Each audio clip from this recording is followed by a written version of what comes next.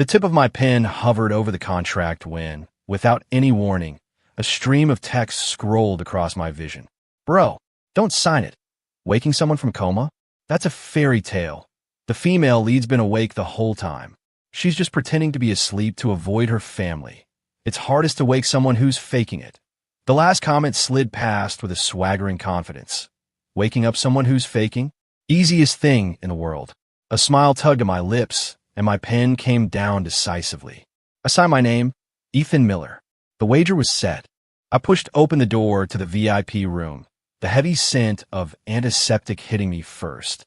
Thick curtains blocked out the bright afternoon sun, making the air feel thick and still, like trapped amber.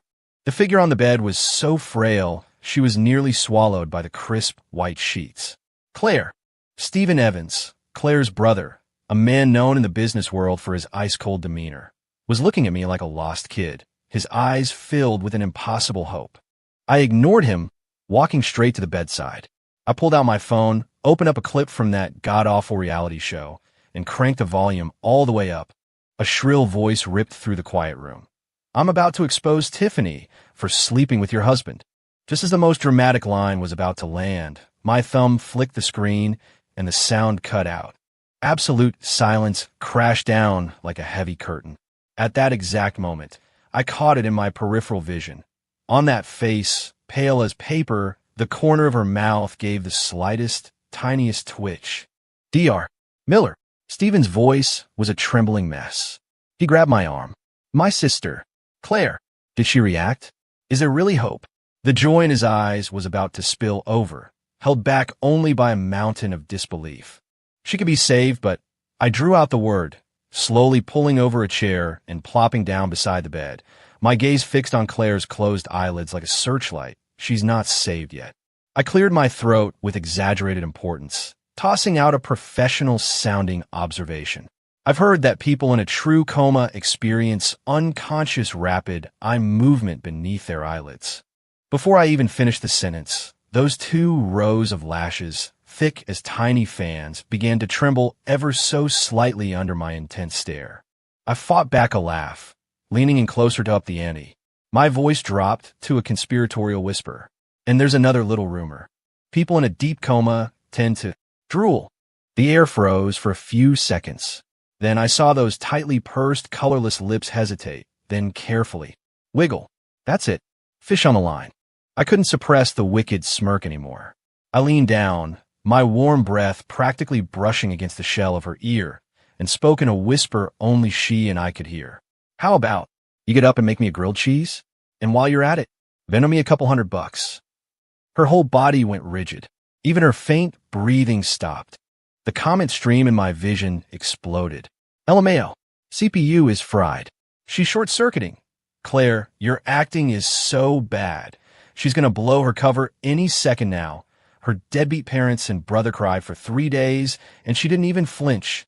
Watching the rapid-fire rose session scroll by, I couldn't hold it in any longer and let out a low chuckle. On the bed, Claire's body was as tense as a drawn bowstring, her long eyelashes fluttering like they were about to take flight. I watched, amused, a slow smile spreading across my face as I dangled an even more tempting piece of bait. By the way, I saw a trailer for a new movie yesterday. Reborn as the Psycho Alpha's forbidden mate. Man, you won't believe what the main guy does. I paused, letting the silence stretch. With every passing second, her brow, smooth and perfect, furrowed a little deeper. Now, I shot to my feet. Mr. Evans, I'm so sorry. I just remembered I have an urgent matter to attend to. I have to go. Stephen was completely thrown by my sudden departure. He just stood there, mouth agape, before he could even form a word. What did the main guy do? A hoarse, weak, but undeniably annoyed female voice floated from the hospital bed. It was raspy from disuse, the words a little slurred. Stephen froze as if struck by lightning. He whipped around, grabbing my hand, his words tumbling out in a delirious jumble. Incredible. Dr. Miller, you're a miracle worker. Claire, you're awake. You're finally awake. The comment stream went silent for a beat, then erupted with even more intensity. Damn, curiosity really did kill the cat. Just like that, she's awake. For real, leaving a story half-finished is a war crime. My thoughts and prayers have been exhausted. Where's the morality? The decency? Link. Drop the link for the Psycho Alpha movie. Who was it that said you can't wake someone who's faking it? How's your face feel? The deal I'd signed with Steven Evans was simple. If I could wake Claire up, he'd invest $2 million into my startup, Abyss Tech. That $2 million was a lifeline, just enough to plug the fatal hole blown in my company by a critical data leak. Thinking of the data leak, the lightness I felt from teasing Claire sank like a stone. There was only one person I had ever shared that core data with, my ex-girlfriend, Victoria. Her response was to dump me out of the blue and, just as my company was starting to get off the ground, sell that data to my biggest competitor. Somehow, I always pick the winners. Steven was already at the bedside, rambling on to Claire like a lost traveler who'd finally found a lighthouse. I looked at Claire. For someone who had just woken up, her eyes were as empty as a dusty, forgotten well, a landscape of desolate gray. That look made me deeply uncomfortable. A comment from the stream flashed in my mind. Claire's just pretending to be asleep to avoid her family. I lower my gaze, my thoughts racing. A moment later, I walked over to the bed, my voice deliberately gentle. Mr. Evans, looking at your sister's condition. It seems she's not quite ready to interact with the outside world. I saw a flicker of doubt in Steven's eyes. Steeling myself, I grabbed his hand, my tone dripping with an unprecedented sincerity. Mr. Evans, I'll be honest. I fell for your sister the moment I saw her. Steven's jaw nearly hit the floor before his shock was drowned in a wave of pure elation. Dr. Miller, you mean? Yes.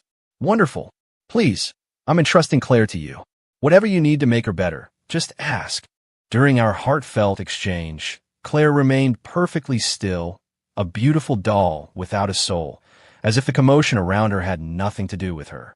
After seeing a jubilant Steven off, I went down to the hospital deli and bought 2 containers of hot chicken noodle soup. And on the way back, I picked up a new deck of cards. It was no secret in our circles that Claire was the long-lost heiress the wealthy Lockwood family had found years ago. She'd grown up with foster parents in some small town in the middle of nowhere. Not long after rejoining her family, she was in that bizarre car accident and had been in a coma ever since. The cards riffled through my fingers with a crisp, shuffling sound, my hands expertly breaking down the ordered deck. The sound finally drew Claire's attention. A tiny ripple disturbed the calm surface of her pupils. Want to play? I asked, looking up at her with a casual tone. I can teach you. She looked like a startled deer, whipping her head toward the window, but the slight tremble in her shoulders gave her away.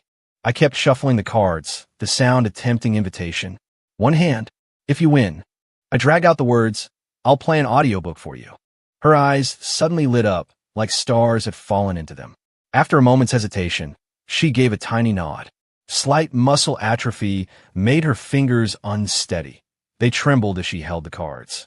But her beautiful eyes were fixed on them with an unblinking, fierce concentration, the line of her jaw tight with stubborn seriousness. I smoothed my hair back from my forehead, and then proceeded to ruthlessly beat her 7 times in a row.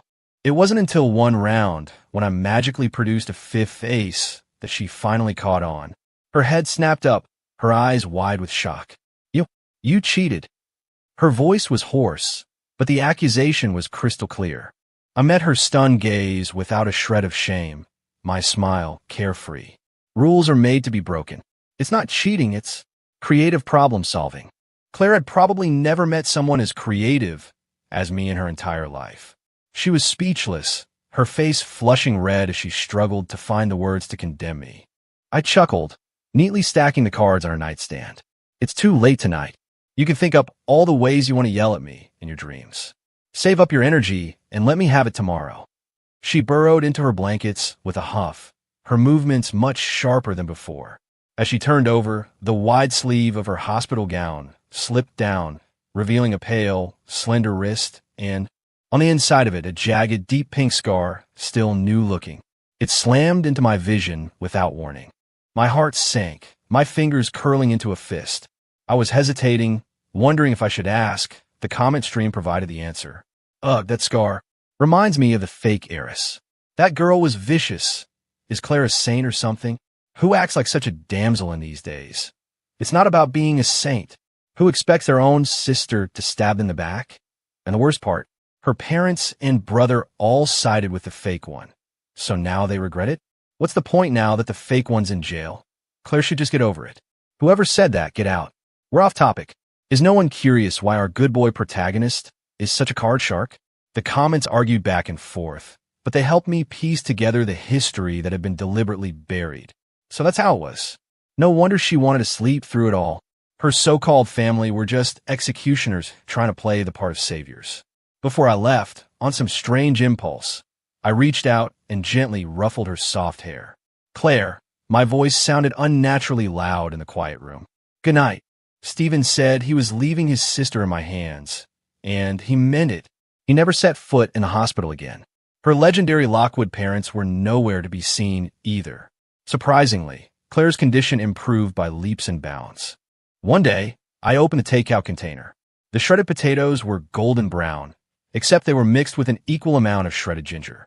Claire stared at the ginger fries, her face scrunching up.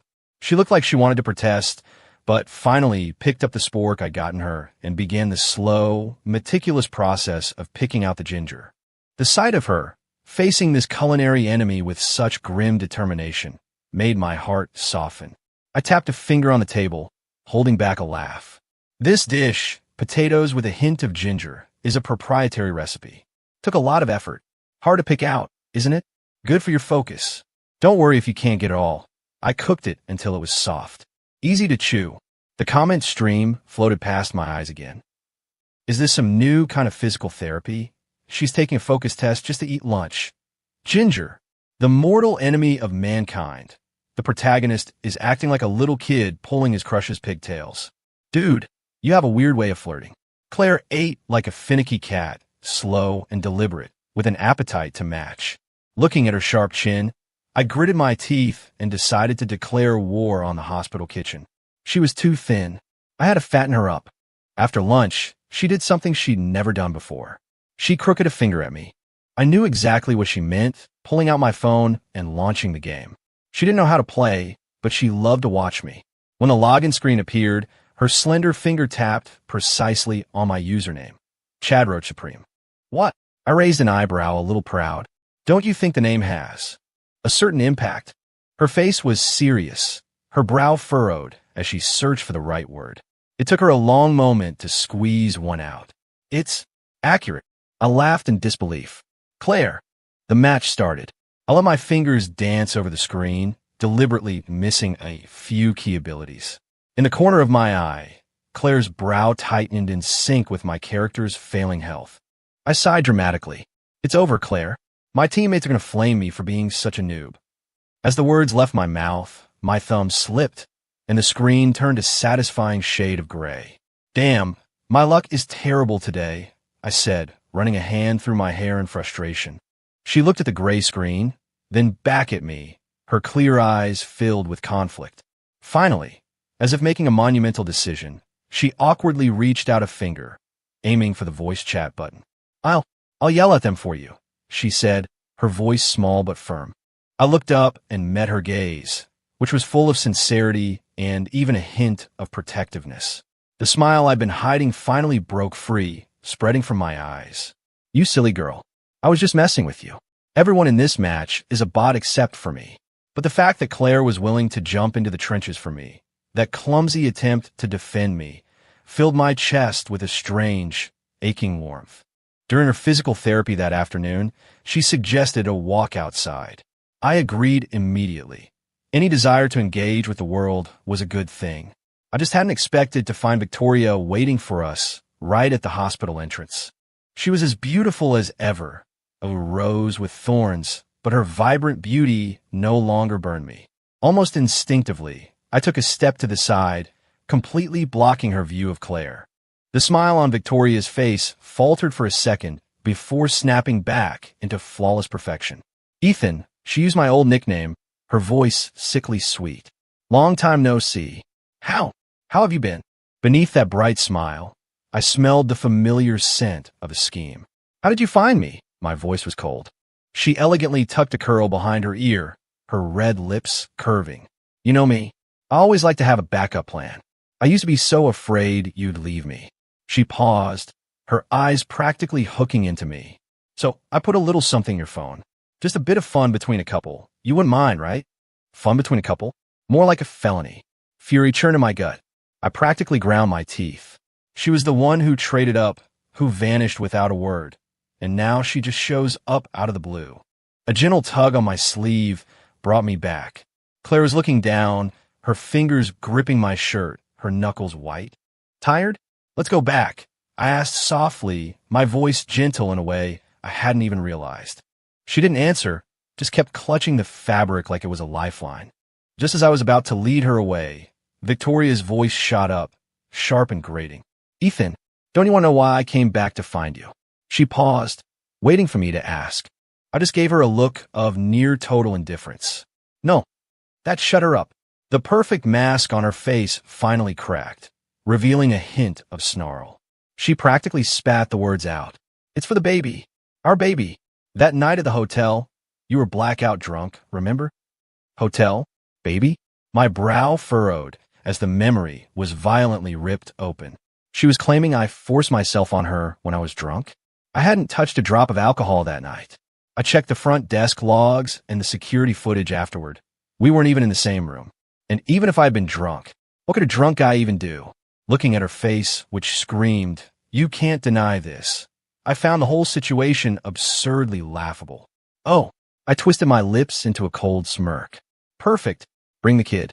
We'll go to the hospital right now for a paternity test. I'll pay. The triumphant smile on Victoria's face froze solid, the color draining from her cheeks.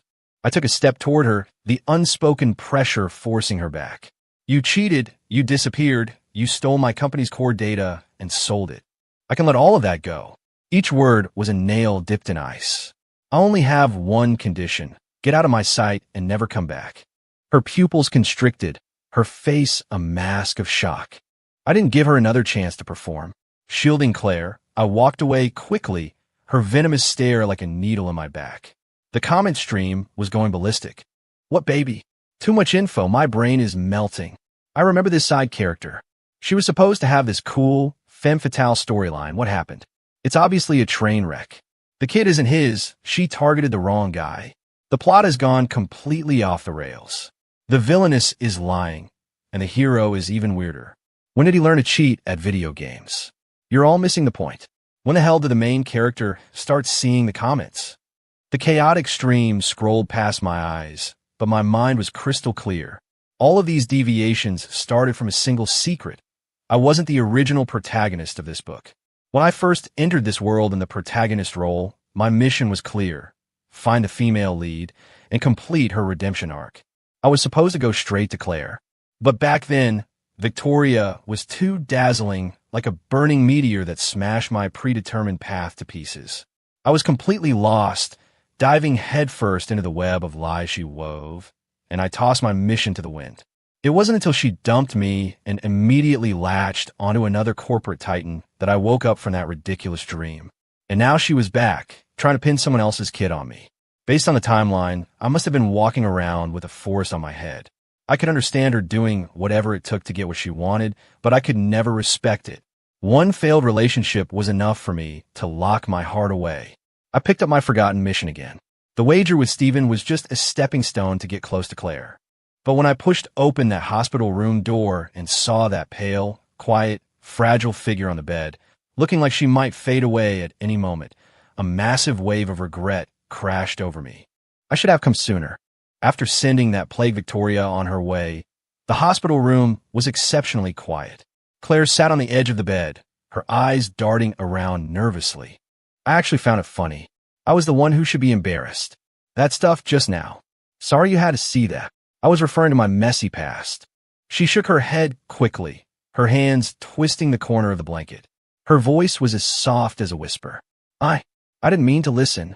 Her frantic attempt to distance herself, coupled with her helplessness, was like watching a frightened rabbit. It was adorable. I put on a serious face. Well, that means you have to keep my secret. Otherwise, I lower my voice to a threatening growl. I'll die of social anxiety. The truth was, I couldn't care less about being embarrassed. But Claire heard me and nodded emphatically, her eyes clear and serious. Okay, we're good friends, she said, her tone firm. Good friends? The afternoon sunlight streamed through the window, bathing her in a soft, golden light. She tilted her head up, a small, pure smile on her face, completely free of any darkness. She looked so incredibly clean in the sunlight.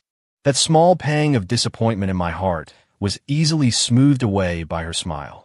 Fine, good friends it is. Claire.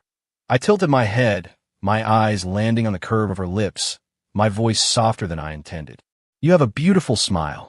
The tips of her ears turned red so fast you could see it happen, like ripening cherries. Her eyes started darting around nervously. From now on, I continued teasing her. You should smile more, okay? The comment stream turned into a collective shriek. Ah, it's love. I smell love. Our pure-hearted warrior has fallen. You're falling for her too, Prodag. Stop pretending. I swallowed the key. Lock them up. Right now. Immediately. Where's the justice of the peace? I'm dragging him over here. Seeing the screen fill with lock them up and get married. The smile on my face froze for a second. The shadow I'd almost forgotten crept back over my heart. I'd almost forgotten. Claire couldn't be with me. Steven's $2 million investment was like a shot of adrenaline straight into the heart of a BizTech. The company finally clawed its way out of the mud pit of the data leak and got back on its feet. I worked around the clock for days, dealing with the mountain of problems that had piled up, the exhaustion nearly crushing me. But today was different. On the phone last night, Claire's voice had a hidden excitement to it. She said she had a surprise for me. That little spark of anticipation had been making me antsy since the moment I woke up. When I pushed open the hospital room door, I walked in on Claire frantically shoving something in her nightstand drawer. Hearing the door, she jumped like a startled rabbit. When she saw it was me, a blush spread across her cheeks, so intense it even colored the tips of her ears. I frowned, reaching out to feel her forehead. You don't have a fever. Why are you so red? Are you not feeling well? My voice was tight with a tension I didn't even recognize in myself. No, she denied it quickly, her voice a little too sharp, her eyes avoiding mine like she'd been caught doing something wrong. Seeing her act like this, I knew.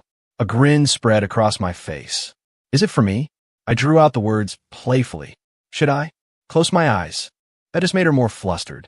Her fingers unconsciously fiddled with each other, a nervous habit of hers. Don't be nervous. I softened my voice, trying to soothe her. Claire, whatever you give me, I'll love it.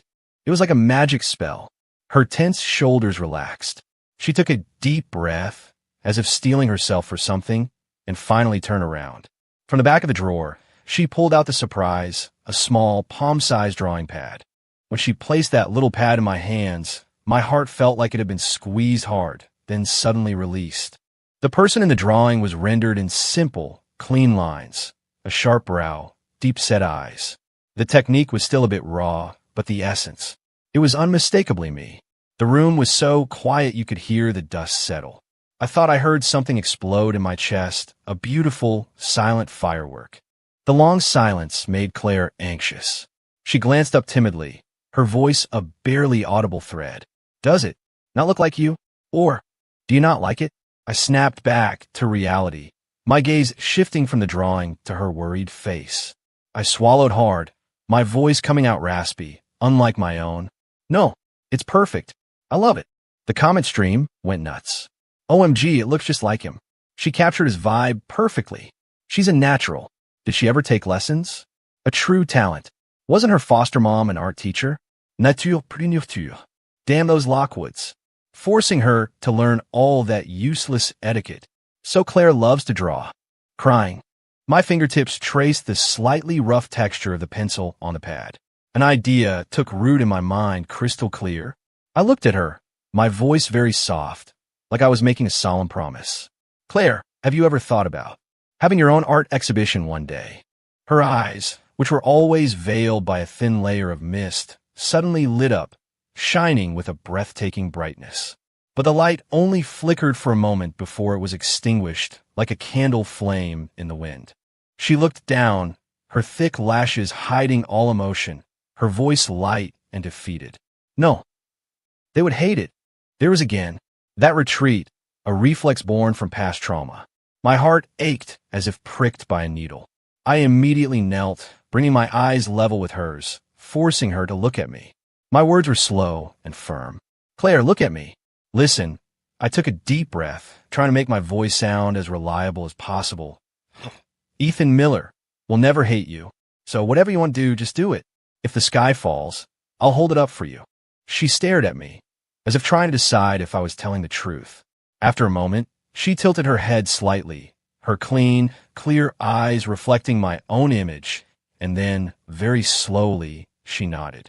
In that instant, a new goal was cemented in my heart. I was going to build her an art studio. It was late when I left the hospital, clutching the small drawing pad that was still warm from her touch. The streetlights stretched my shadow long and thin, and my steps were so light I felt like I could fly. Everything looked beautiful, even the stray dog digging through a trash can, which I felt an urge to bow to and thank for its hard work. That good mood ended in the shadow of the next streetlight. Victoria was standing there like a ghost. The dim yellow light split her beautiful but haggard face in two, half in light, half in shadow. In her arms, she held something wrapped tightly in a thick blanket. The shape was strange. Ethan, her voice was dry and abrupt in the quiet night. We need to talk.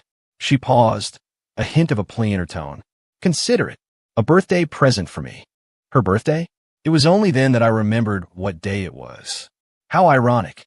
Our entire ridiculous history had managed to perfectly avoid every single noteworthy date. Honestly, there was nothing left between us but settling old scores. The refusal was on the tip of my tongue, but my eyes were drawn to the squirming thing in her arms. A corner of the blanket slipped, revealing not a baby's face, but the rough, swaddled skin of a butternut squash. The expression on my face must have been priceless.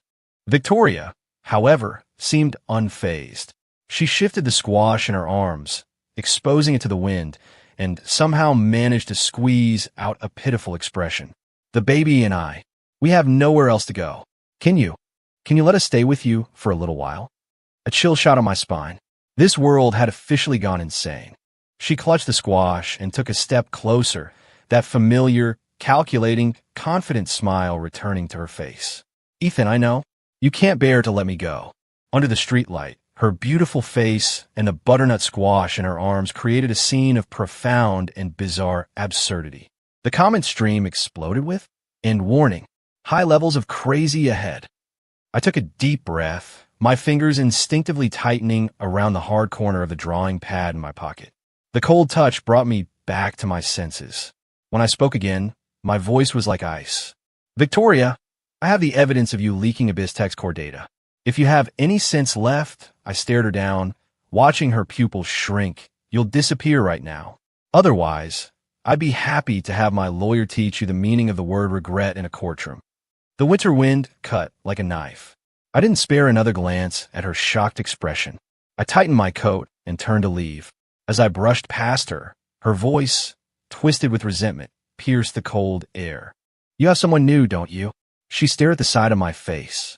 Is it that girl from the hospital? The Evans girl? My steps faltered. The blood in my veins seemed to freeze solid. She caught my stiffness and let out a short, sharp laugh. Ah, I knew it.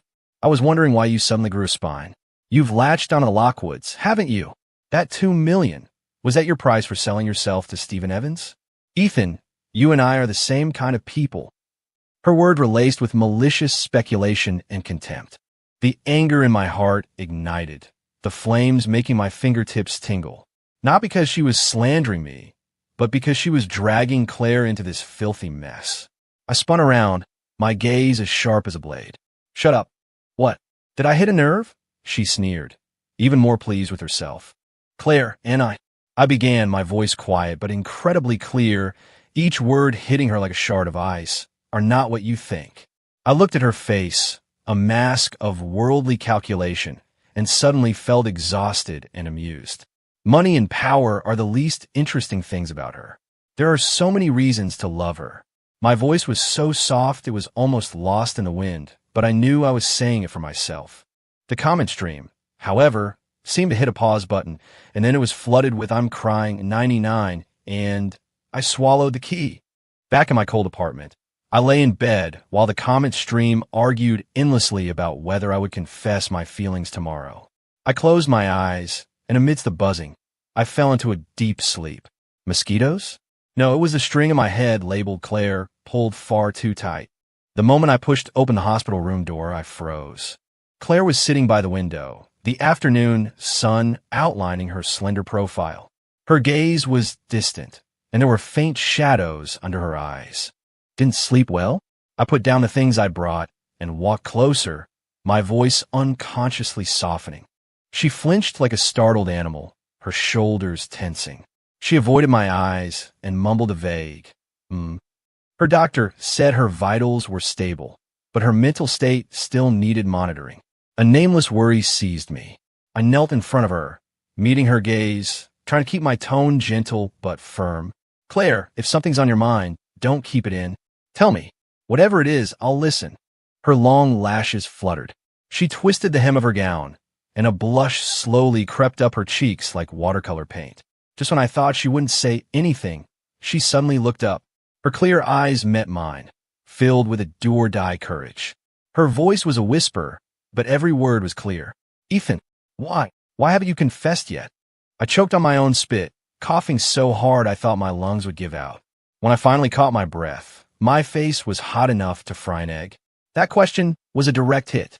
It completely blindsided me. I tried to look composed, putting on a serious face. Who told you that? I mean, I was fully aware of my own feelings, but this innocent little kitten was supposed to still be in the good friend stage, right? She bit her lip a little shyly. Her slender, pale fingers lifted hesitantly and pointed at the empty air in front of me. They told me," she whispered. I followed her finger and saw it. The entire comment stream was being spammed with walls of giant. "Holy S. The female leak in CUS? This is a catastrophic level of public embarrassment. Since when? Last night. It had to be last night when the ex-girlfriend cornered him. Case closed. When the hero made that heartfelt confession, 'I really love her,' boom. The comment stream went live for her. This is insane. So she was watching the live commentary this whole time? Watching the stream cycle through a dozen ridiculous but probably accurate theories, I actually calmed down. Now that it had happened, it wasn't so bad. I took a deep breath and looked at Claire, whose face was still flushed. When were you able to see these?" "Last night." She lowered her head, her fingers instinctively playing with her earlobe. Her voice got even quieter. "After you left." She paused, then added, "It was a little scary at first, but what they were saying was kind of interesting." The comment stream instantly switched from a horror movie to a comedy special. "Haha, she thinks we're boring. Cater to our audience. Ladies, show him what you got. Daisy Buchanan driving a monster truck? Katniss Everdeen opening a Michelin star restaurant? What kind of fanfic is this? As long as the female lead is happy. We are professional comedians." As expected, the comments didn't disappoint. They started improvising a bizarre story that was a mashup of mythology, kung fu, and family drama. Logic? Non-existent. Imagery? Off the charts. As Claire watched, the corners of her mouth curled up, and her eyes sparkled like they were filled with crushed starlight. In the midst of this light-hearted atmosphere, I caught a flash of movement out of the corner of my eye, a dark shadow disappearing from outside the hospital room door. My internal alarm bells went off. I stood up casually, walked over to the window, and used the reflection in the glass to check the hallway. A familiar figure was leaning against the wall, an unlit cigarette between his fingers. It was Steven. Claire was still lost in the hilarious chaos of the comment stream. I tiptoed out of the room. Steven saw me and straightened up. His expensive shirt was wrinkled, and his eyes were heavy with exhaustion. He'd clearly been up all night. He opened his mouth, his face showing a nervousness I'd never seen before. "Dr. Miller, Claire, has she been okay?" Thinking of the scar on her wrist, thinking of the past the stream had revealed, I couldn't muster a friendly expression for him. My voice was flat. "Why don't you go in and see for yourself?" He flinched as if I'd hit a nerve, his face hardening before crumbling into despair. She wouldn't want to see me," he said, his voice low and raspy. My parents and I, we owe her too much. Something slammed into my chest, a painful, sour feeling. I looked at his haggard face, then thought of the girl in the room, trying so hard to smile despite her fear, and a wave of anger mixed with protectiveness washed over me. Mr. Evans, Claire is much stronger than you think. She just doesn't understand why the people who were supposed to love her most were the ones who hurt her the deepest. So she had no choice but to hide herself away. My voice rose without me realizing it, thick with suppressed rage and a tremor I couldn't hide. If it were you, what would you have done? Stephen was stunned into silence, staring at me with a complex mix of shock, pain, and confusion. Just then, click. The door to the hospital room was pushed open from the inside. Claire stood in the doorway. Sunlight poured in from behind, outlining her in a soft golden halo. She just stood there, her calm gaze falling on Stephen, without avoidance or resentment, only a transparent sort of acceptance. Stephen's breath caught in his throat. He stood frozen. My heart clenched, and I instinctively moved to step forward. But she seemed to sense my worry. She turned her head slightly and gave me a faint but incredibly resolute smile. That smile was like a warm current, instantly calming my frayed nerves. I swallowed the words of protest on my tongue and silently moved to her side, standing firm. Her cool fingers reached for mine, gripping two of them tightly, tremulously. The pressure felt like she was drawing courage from me.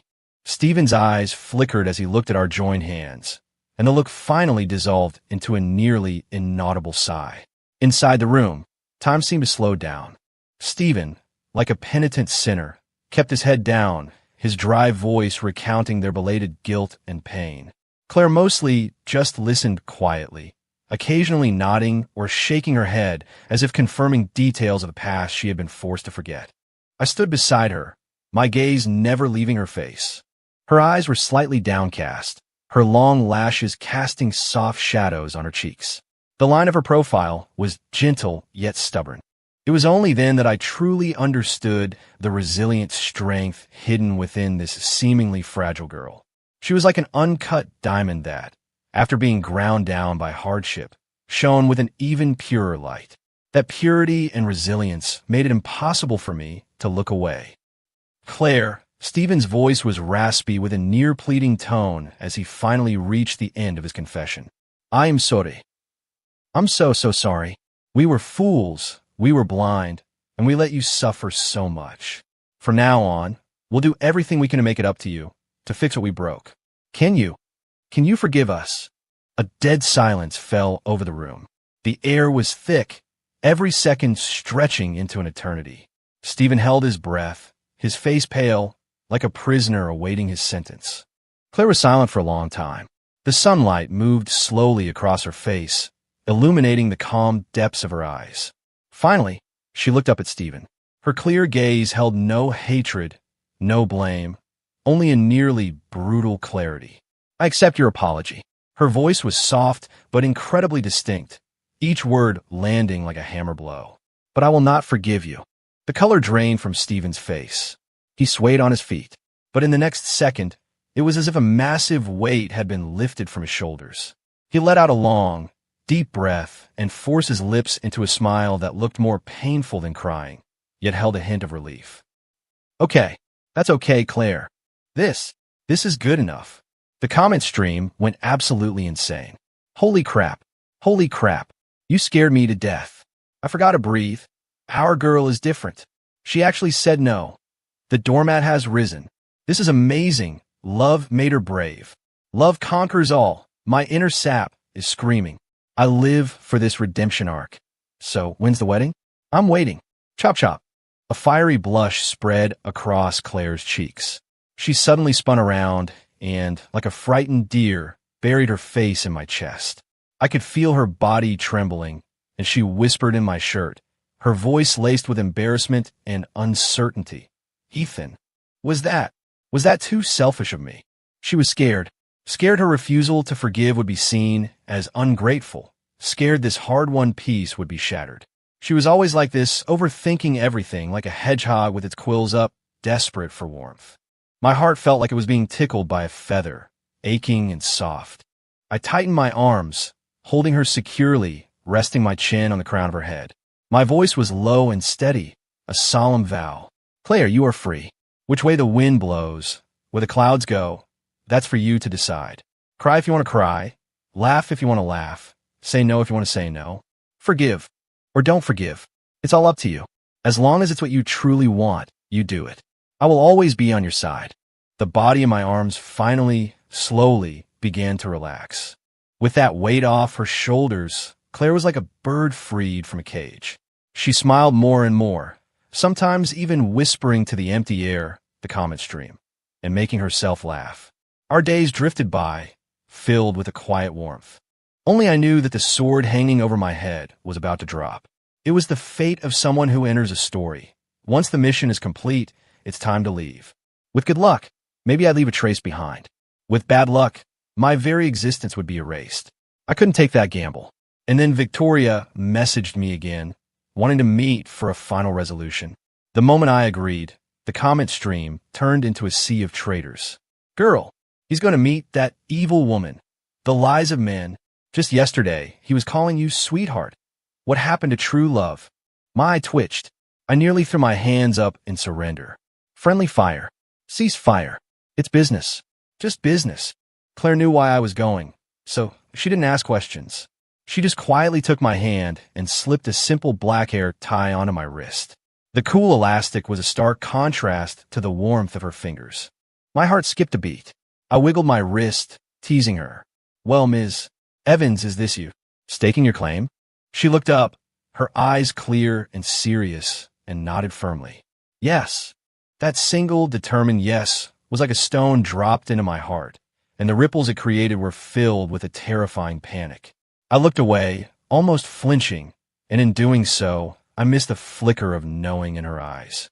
At the restaurant, Victoria's exhaustion was obvious, like a wilted rose. Silence stretched between the clinking of silverware. She was the one to break it. About before. I'm sorry, she said, her voice dry, her posture uncharacteristically subdued. I stirred my coffee, not looking up. You don't have to be. She seemed to have expected that. She gave a slight, bitter smile and raised her wine glass. Before I met you, I was just scrambling, using any means necessary to grasp at things that weren't real. Only later did I realize. Maybe there was a cleaner way to live. She paused, her gaze drifting to the black hair tie on my wrist. A smile, mixed with regret and acceptance, touched her lips. Ethan, losing you was what I deserved. That was the last image of Victoria I would remember, stripped of all her sharp-edged glamour, leaving only a tired silhouette. The next day, the call from her doctor and the strange feeling in my body arrived at the same time. Mr. Miller, Ms.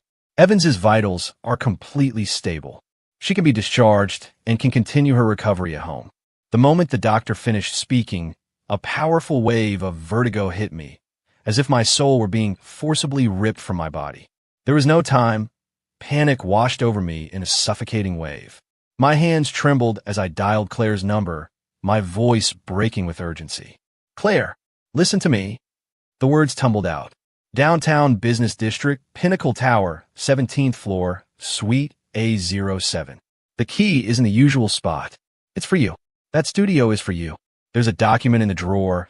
I've transferred 25% of the company's shares to you. After you get out, eat well, paint well, and live well. The comet stream in front of me was fading like a bad TV signal, the words twisting and breaking apart. Bro, stop talking. It sounds like you're giving your last will. WTF. Is the hero being possessed? I knew something was off with him. He's like a different person. This hero isn't the original hero? That's terrifying. I have a theory. The rest of the words blurred into a smear of light. Darkness, thick as ink, swallowed everything. I had 1,000 more words stuck in my throat. Don't forget me, Claire. In the end, all my longing and regret were devoured by the howling wind. In the final second before my consciousness was ripped away from that reality, I heard Claire's voice on the other end of the line, piercing through the void, hitting me with a clear, powerful force. Ethan, wait for me. It's been 3 years since I returned to this world, the one they call reality. I took a job as a librarian in an old community library. Day after day, I organize dusty shelves, but I can no longer find the book that held all my joy and all my pain. That whole experience feels like a hyper-realistic dream, leaving only a bone-deep ache when I woke up. But I know it wasn't a dream. The warmth of Claire's palm, the light in her eyes, the feel of the scar on her wrist. It's all carved into my soul. Tonight, the winter is especially quiet. Snow is falling silently, blanketing the city's noise. I pull my coat tighter and walk home, my feet crunching in the thin layer of snow, my breath fogging in the streetlight. And then I stop, frozen in place. Under the dim light by my apartment building, a figure so familiar it makes my heart stop is standing there, perfectly still. Snowflakes dust her dark hair and shoulders like tiny stars. A tsunami of joy crashes over me, swallowing me whole. My mind goes blank, but my body moves before I can think. The next thing I know, I'm standing right in front of her. Claire. The moment she turns to look at me, it feels like all the exhaustion from a 1,000-mile journey has finally found its resting place. A great weight lifts, and the dust settles. She turns, her bright eyes shining in the snowy night. She bumps against my chest, her voice a little stuffy, a mix of complaint and affection. Ethan, what took you so long? Her voice is choked with tears, like a little cat that has finally found its way home. I pull her into a tight hug. Her familiar, clean scent and warmth seep through my coat, so real it makes my eyes burn. I'm losing control of my emotions, so I raise a hand and cover my face. There should be no tears at a reunion. Even after we're inside and I've made hot tea, I still feel like I'm walking on clouds, unable to believe it. Claire, I stare at her profile as she holds a mug, my voice tight. You're not a hallucination for me thinking about you too much, are you? She glares at me, her eyes playfully wide, and I immediately backtrack. No, I mean, how? How did you get here? She holds the warm mug, the steam softening the delicate lines of her face. She looks up at me, a gentle smile on her lips. Ethan, from the moment I fell in love with you, I was no longer just a name on a page. Her voice is soft, but carries the weight of having crossed time itself. Those words that floated by, those different worlds. Because of you, I found the courage and the path to break free. She pauses, her smile deepening with a hard-won strength. It took me 3 years to say a proper goodbye to everything in the book. Warmth floods through me. The comment stream was right. Love makes you brave. Love conquers all.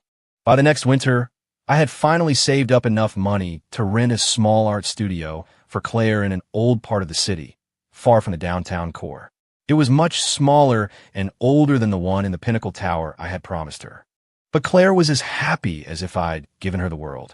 She stood on her toes and planted a light, warm kiss on my cheek. That little drawing pad that held our first connection was lost forever in that other world. But that was okay. The person who drew it for me was here, real and tangible, right beside me. One day, I will watch her stand in the spotlight. I will see the white walls of a gallery filled with the vibrant dreams she painted with her own hands. I will watch her achieve every future we ever imagined. Just thinking about it fills my chest with an overwhelming sense of contentment. Right now, Claire's leaning against the window, quietly watching the snow fall, reacquainting herself with a world that is still new to her. The warm light traces the beautiful, delicate outline of her profile. She looks so peaceful. I can't hold back the feeling in my heart any longer. I walk over to her and wrap my arms around her from behind, resting my chin on her soft hair. My voice is low and serious, filled with the reverence of a long, long wait. Claire, let's get married.